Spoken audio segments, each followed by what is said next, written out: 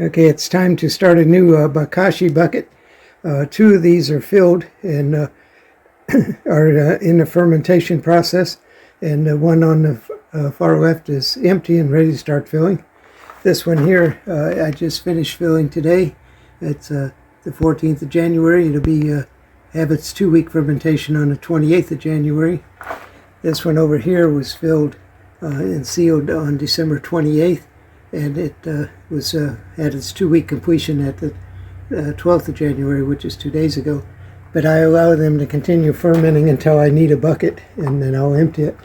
So I'm going to start with this empty bucket over here, and I'll move this out from under the shelf in an open area, and then show you how I get it started and get it ready for composting. Okay, here's the empty bucket, and we're going to get it set up. Take the lid off, and you can see the grid inside of it that is there to keep the Bokashi from getting down and plugging the drain valve. As I mentioned in an earlier video, that is bought at an auto parts store. It's used for washing cars to keep the grid off the brush as you're washing cars. The first thing I want to do is take a couple pieces of paper towel and lay it in the bottom of the bucket.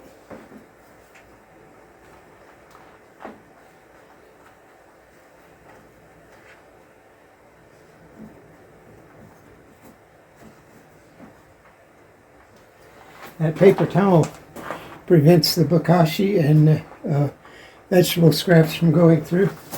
And then to get this project started, I take my Bokashi brand and I sprinkle on top of that paper towel.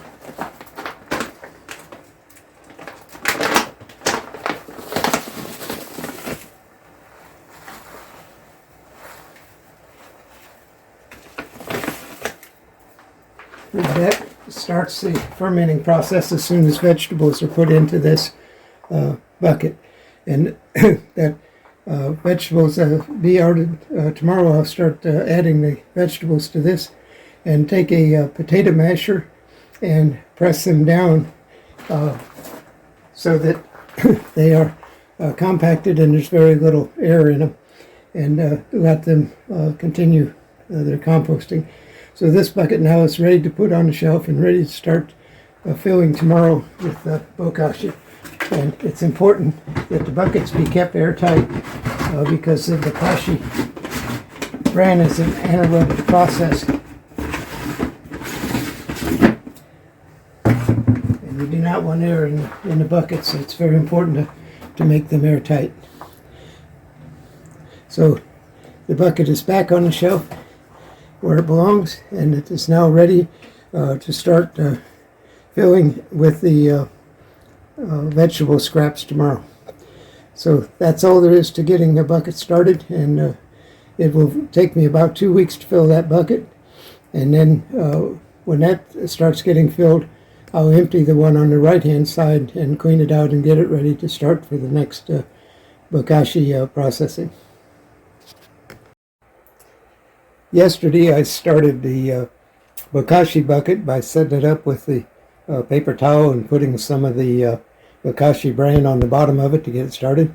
And now today we're going to start adding food and get the bucket actually starting to ferment the food. So we'll get started on this project.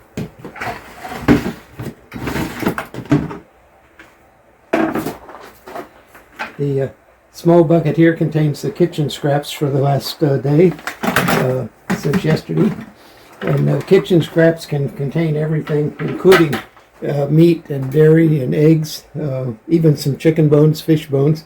They'll all ferment nicely. Once the food scraps are put into the bucket, it's important to mash them down as much as possible to get as much air out of the vegetables and the scraps as possible. Because the Bokashi composting is an anaerobic process, so you want as little air as possible in there. So I use a potato masher to simply push them down and compress them, brush all the eggshells, and just compress everything down as much as possible.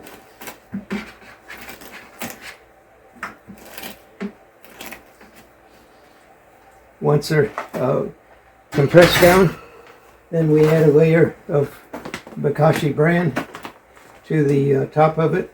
We already have the Bokashi bran on the bottom, and we simply coat it now with some more bran on top.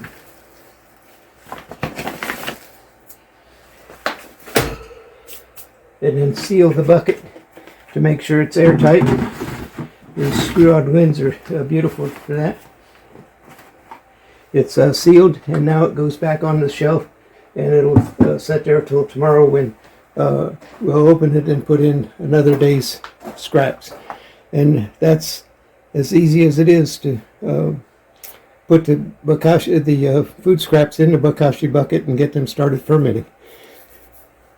So that concludes this video. Thanks for watching.